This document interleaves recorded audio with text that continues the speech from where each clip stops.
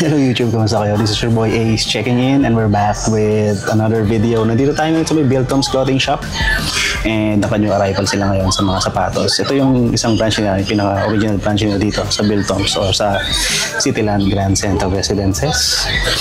Nag-new arrival sila parang mga 2 days or 3 days ago and currently marami pa mga sapatos na pwede kayo makuha. So bago tayo mag-upisa mga sir, if you're just new to the channel, please subscribe now, paki-like na yung video para matulungan na may algorithm natin and umpisa na natin. Tingnan na natin yung mga available na sapatos.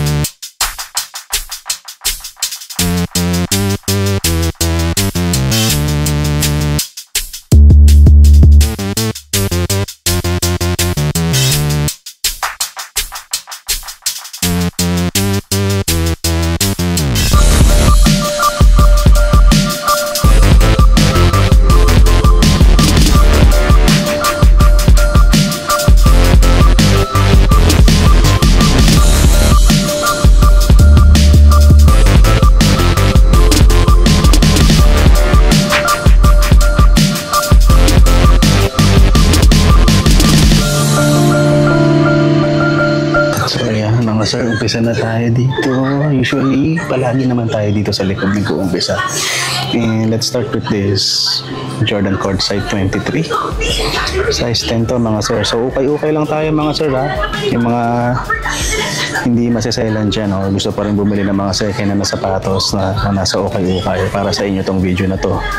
Kung magre-reklamo kayo na mahal o pasira na, well, skip na lang. Skip nyo na lang yung video, no? Para hindi naman para sa inyo to, no? Kung gusto nyo ng murang sapatos, feeling nyo makakamura kayo sa outlet, then bumili kayo sa outlet. Kung may hinahanting kayong sapatos na hindi nyo makukuha sa outlet, then dito sa mga ukay-ukay kayo pwede magpunta. So, balik tayo, no? Doon sa pag-flex natin ng mga sapatos. Nandito tayo sa may Jordan Courtside 23. Ito, 1,280 pesos lang to. Naninilaw na nga yung kanyang pinaka-toe cap. And wala namang separation. May heel drag na nga lang din siya. Then ayan, mga 4-foot drags naman. Yung stars naman dito sa may toe area, medyo kita pa rin naman. So pwede pa. Sa liner issue, wala naman. Then wala rin naman kahit anong punit sa upper. Yeah. Yan yung right shoe. Then ito yung left shoe. No? Check natin. Ito, parang may separation na siya ng konti dito. Doon lang naman sa part na yun, sa may bandang toe cap, no? Then kailangan nyo lang sigurong rinisan or i-repaint and then i-whitenin itong yellow parts ng outsole niya. So ayan, ang size ulit nito, size 10, 1,280 pesos. Yung katabi niya is itong Hoka na hindi ko alam kung anong model to. Evo siguro, yan ang nakalagay dito. Hoka 11 Speed Goat din ba to? Yan, Speed Goat Evo. Ayan. Hindi ko alam kung yun talaga yung yung model ng shoes Binabasa ko lang kung ano yung nakasulat sa dila. Ang size ni Hoka 9.5. Ayan, ganda. Pwede pa. 1,280 pesos yan para dito. Check natin yung upper. Ito, hindi naman siya separation pero parang yung pinaka niya. Slight lang, no? Slight separation lang din naman. Pero overall yung upper niya maayos pa, no? Kahit yung midsole okay. Wala nga siyang heel drag 1,280 pesos lang din to. Alam niyo naman kung magkano ang mga Hoka sa mall, no? Maabot ng mga 6,500 yata yung pinakamababang nakita ko. Yung pinakamahal is umaabot ng 12,000 pesos or 15,000. No? Yun, Hoka 11 yan, 1,280, size 9.5. Dito sa taas is merong New Balance 530. Nice, no? Leather type siya. Wala siyang kahit anong mesh. Size nito size 9.5 din, mga sir. Ayan. Madumi lang siya. Kailangan nyo lang linisan to. Kuskusin nyo lang mabuti. 1,280 pesos din to. May heel drag na nga lang siyang bahagya. Wala naman masyado sa forefoot area. Ito yung kapares. Ayan. Ito lang, lukot na yung kanyang toe box. Pero pag sinuot nyo naman ngayon, kaya lagyan nyo na ng parang pampahulma. Pwede na. Ito madumi lang sa likod. Same condition, heel drag. Tapos wala naman gaano sa forefoot area. Sa client issue, may konti lang dito. Madumi lang nga rin din. Yung insole, kailangan nyo rin kuskusin.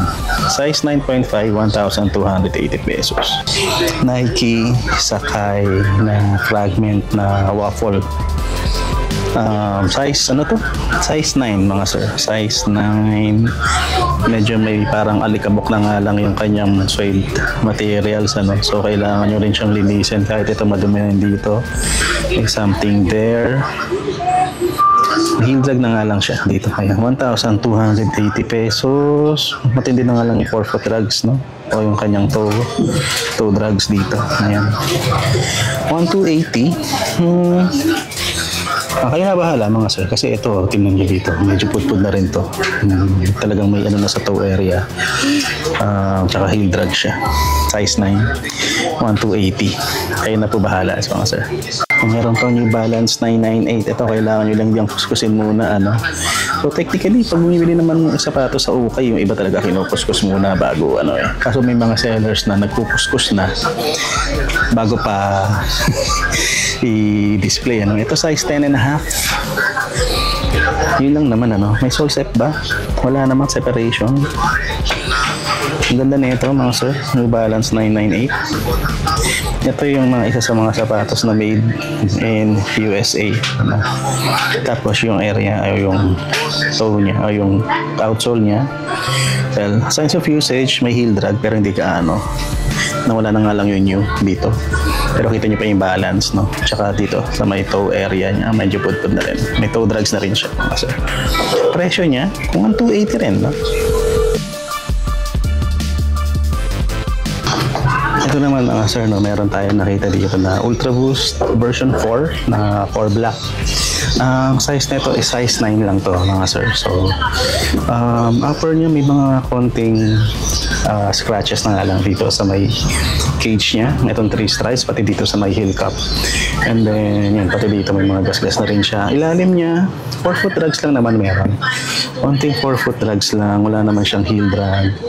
1,280 pesos, size 9. Wala namang kahit anong sole separation, okay na okay pa naman. And same lang yung condition ng kabila. Meron nga lang siyang tama dito sa may strap liner. Ayan. Pero pag sinuot mo naman na yung sapatos, hindi mo na makikita yan, Pareho lang din, heel drag, wala masyado. Ito lang, kita mo na dito. Pero pwede na, Ultra Boost Core Black version 4. 1,280, size 9. Air Max Dawn naman, mga paps. Color niya is parang maroon with hits of pink. Maganda naman to. Ito madalas natin makita sa ukay. Feeling ko komportable rin sa patong Air Max Dawn na to.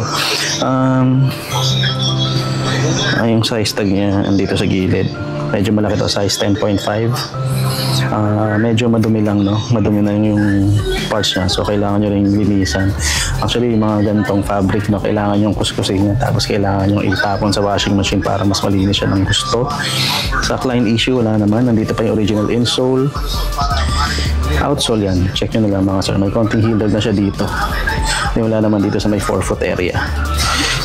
Condition ng kapares, pareho lang din naman, konting heel drag, madumi yung upper, walang supply issue kahit dito sa kabila, and madumi lang yung sapatos, Ayun lang, mga sir. Kung matripan nyo to, Air Max Dawn, size 10.5, 880 pesos lang to, mga sir. Tanano na. Leaning naman, mga sir. Ito, leaning na ano ba to, running sneaker ba to? Soft light ang nakalagay dito sa may bandang gilid. And sobrang lambot ng ano nito mga sir, ng midsole na ito. Wala siyang kahit anong tama sa loob pero lang dito sa may collar. Kita niyo may tama dito sa collar. Wala namang separation. May mga gasgas na nga lang siya dito sa may bandang toe area nitong midsole, no? Dito sa may medial side. Maganda pa yung swelas, no? Okay na okay pa naman yung swelas niya. And yung kapares niya medyo malinis. Pero ganoon din, may tama din sa collar. And yun, creasing na nga lang sa midsole, kitang-kita. Then damages dito sa may bandang toe area pa din. Ano pa to mga sir? Presyo nito, 880. Size 9.5, no? So, naghahanap kayo ng triple black na lining. Meron dito. Hindi ko na maipapakita lahat sa inyo to mga sir, ha? So, mamimili na lang din tayo ng mga may reflex sa inyo. So, meron dito New Balance 373. Itong New Balance na to. Size nito, size 8. Tama ba? Size 8, size 8 41.5. Nahildag na nga lang siya. Ito, mura lang, 580 pesos. Then, merong Element React 87 dito. Tingnan natin kung makikita pa natin yung size niya kasi dito nakalagay yan. Cut tag na ba siya? Hindi naman. Ayan. Size 10 naman dito mga sir. Yung colorway nito ilalagay ko na lang dyan sa baba. Ito, 1,280 pesos din. Size 10. Naninilaw na nga lang yung ibang hits niya na dapat kulay puti ito dati. Hindi ko alam kung kaya niyo pang paputiin yan, Hindi yata kayang kuhain ng tissue method dyan kasi hindi naman canvas material ito. Tsaka nasa loob yan. May konting sole set na nga lang siya sa toe cap. Pero maganda pa yung outsole. Pwede pa. Then ito yung kapares. Ganun din. May sole separation din siya sa toe cap.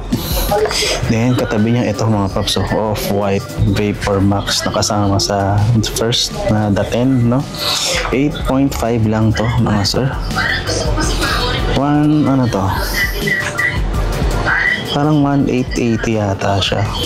Kumpleto pa naman yung outsole niya mga sir. Usually kasi sa mga Vapor Max sa Okay, yan yung din pinutukoy ko. May damage na rin dito. Then yung kapares niya is ito. Ayan. Okay pa naman yung medyo malambot na siya. Pero pwede pa.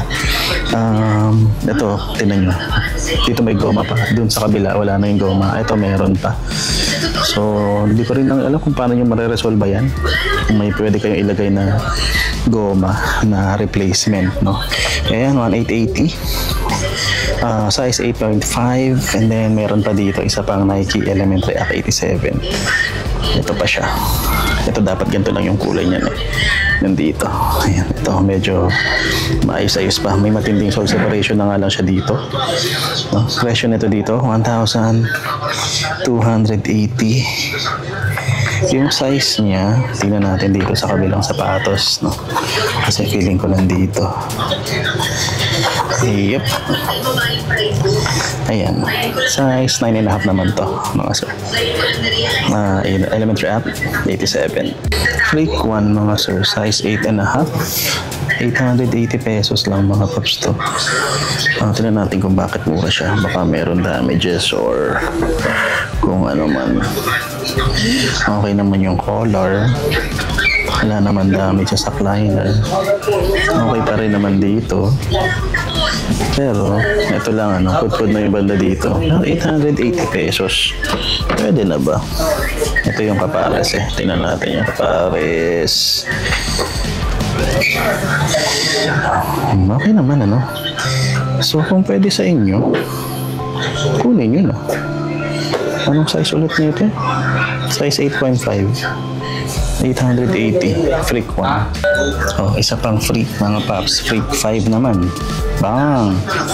Freak 5. Ang size ni Freak 5 is size 11. Ano ang presyo niya? 780 pesos. May matinding heel drag na nga lang siya dito. Ayan, kita nyo na yung midsole. Tumagos na si midsole, pero parang okay pa naman Kahit na yung sa forefoot niya, maganda pa. Tingnan natin kung bakit 780 na lang siya. Madumi kasi, no? Pero pagka ganito, china-check natin kung may separation ba, kung may damage ba sa upper. Di ba? Wala naman, ano? Ito lang, tama sa collar. And aside from that, wala naman masyado. Yung kabila, ayan. Yung kabila, okay din naman, mga sir. Tama sa collar. Pero, ganyan pa siya, no? Ito lang matindi lang talaga yung heel drag niya. Kaya siguro 780 pesos na lang to. Size 11. May Adidas NMD tayo nakita dito. XR, hindi. R1 lang to, no? Adidas NMD R1. Size 7 lang siya, mga sir. Medyo naninilaw na nga lang yung kanyang midsole. Hindi pala medyo. Dilaw na si midsole. Oops. Outsole niya, pwede pa naman, ano? Pero mukhang madulas na. May ingat na lang kayo. Ang presyo nito, 880 pesos. Ito mga sir, meron pang ganito dito. Yung Nike. Nakalimutan ko na yung tawag dito. Ayun, zoom something. Nakakita na ako ng ganito dito dati. Pero ayan, ganda nito mga sir. Size niya. Tignan natin kung makikita natin yung size. Ito, size 10 mga sir. Ganda itong materials niya. Fragment design nakalagay dito. Fragment logo. 1,280. Solid condition. Adidas Campus mga paps meron din dito.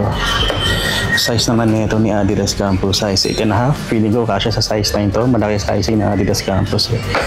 1,280. Wala naman kahit anong damage. AE1 low mga paps. Meron dito sa okay dito. Ito yung may boost pa siya sa likod. Size niya, size 9.5 mga sir. Meron lang mga kahit mga konting discoloration or mga mancha dito sa may gilid.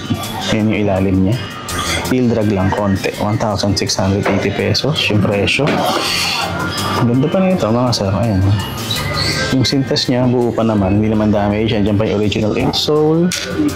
So, heel drag lang talaga ang issue niya mga sir. So, size, ano ulit to? Size 9.5. 1,680. Ito mga sir, Salomon UK 9. US ano to? US 9.5 daw siya mga sir. So ayan. Maganda-ganda pa to, no? Kahit anong damage wala ako nakikita. Dito lang, toe box pala. Sorry. Damage na. Oh. Tapos ito yung likod niya. Na ilalim pala. 1,280. Baka magka-interest pa rin kayo dito sa Jordan Jumpman Delta na to. Size ni Jordan Jumpman Delta. Teka, nakatupi. Hindi natin makita. Nakatupi. Hindi ko makita mga sir. Medyo malabo na rin kasi. Tansyahin na lang natin. Siguro mga nasa size 8.5 ito or 8, no? Medyo durug-durug na rin yung itsura niya. Tsaka matindi na nga pala yung heel drag. 680. Kung pangharabas nyo lang, pwede pa to. Ito, kakaibang Adidas to mga sir. Size 9.5 siya. Hindi ko alam kung human made ba itong gantong logo.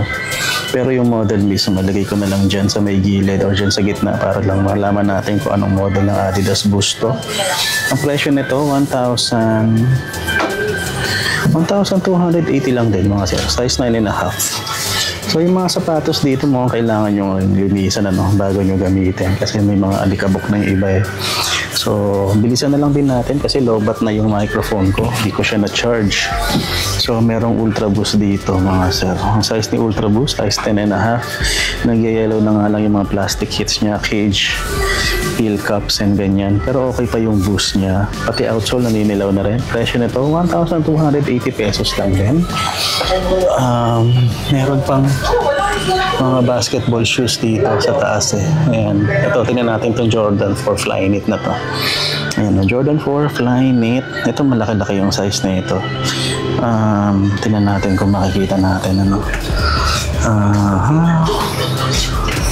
Hindi ko makita mga sir eh. So, tansyahin na lang natin. Siguro mga nasa size 11 ito or size 10.5. Presyo nito, dito, 840 80 pesos.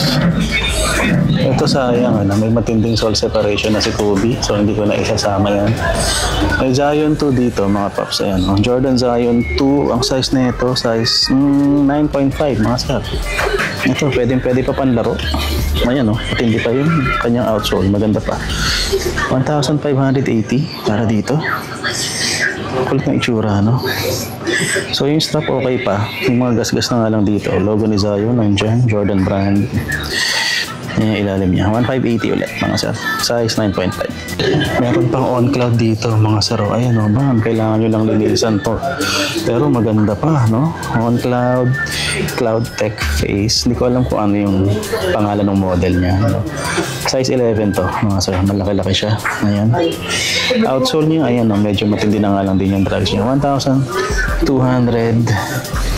pesos para sa on-cloud na to. Then ito yung kapares niya, no? I-form nyo na lang ulit, no? Kayo na bahala dyan. Yung insole niya pinalitan na, New Balance na yung nakalagay. So ayan, kung pwede pa sa inyo to, trip nyo. On-cloud 1,280, size 11. Wala siyang katabing Kobe dito, ayan, no? Babam, kaso may matinding sole separation na nga lang siya dito. Size ni Kobe, size 10.5. Marami na siyang steps, no? Mukhang kailangan nyo nang ipa-full reglo to. Pero okay pa sana siya, ano? Feeling ko nag-ano na lang to, hindi nagamit. Kaya nag-expire na yung glue niya. Nawala na ng dikit. 1,580 dito, mga sir. Yung condition naman ng kabilang sapatos, tinan natin. Yung kabila walang separation, ano? Maayos na maayos siya.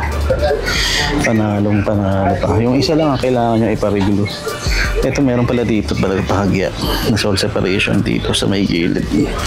Pero minimal lang dito. Kyrie 8 naman, mga sir, yung gantong kulay niya, parang mint green. Wala namang sole separation to, mga sir. Size nito, size 10.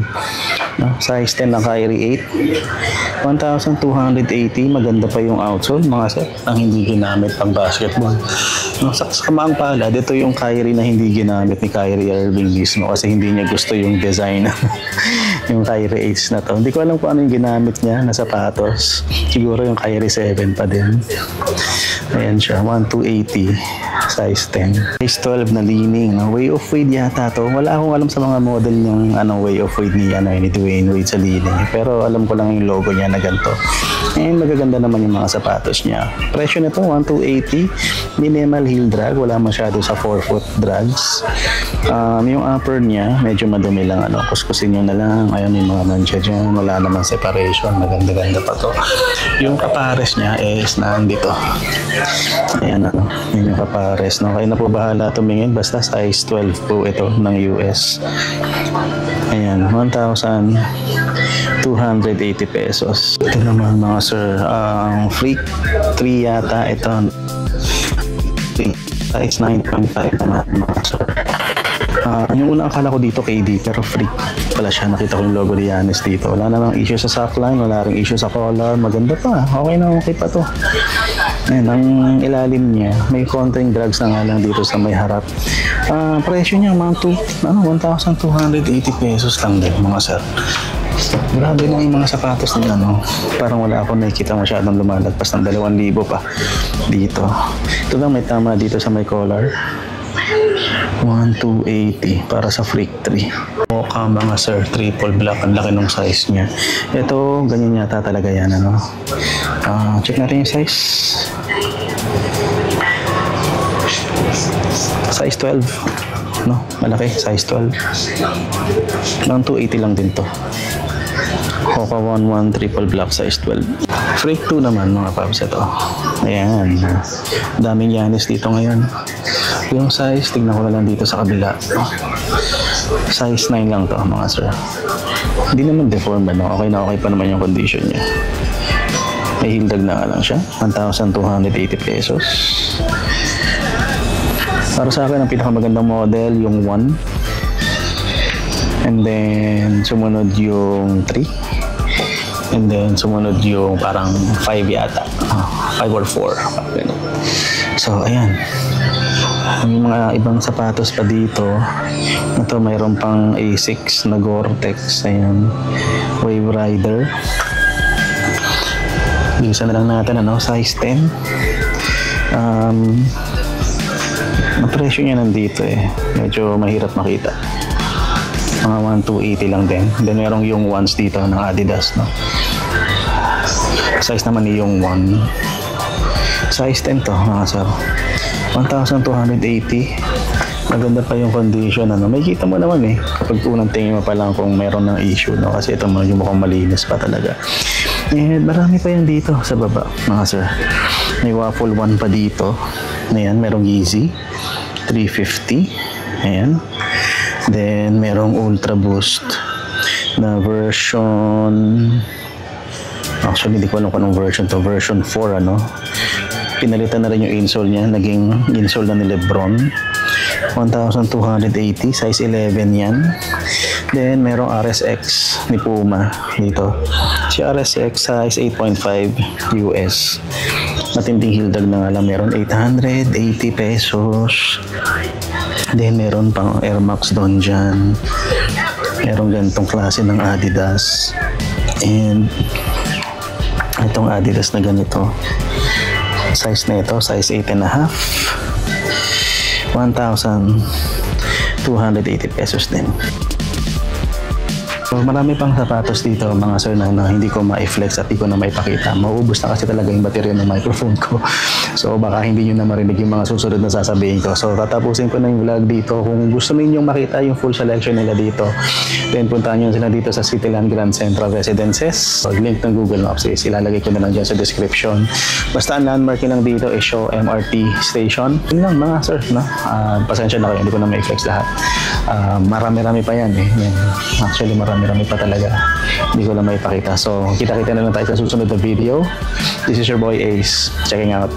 Peace and love, everybody. Salutes.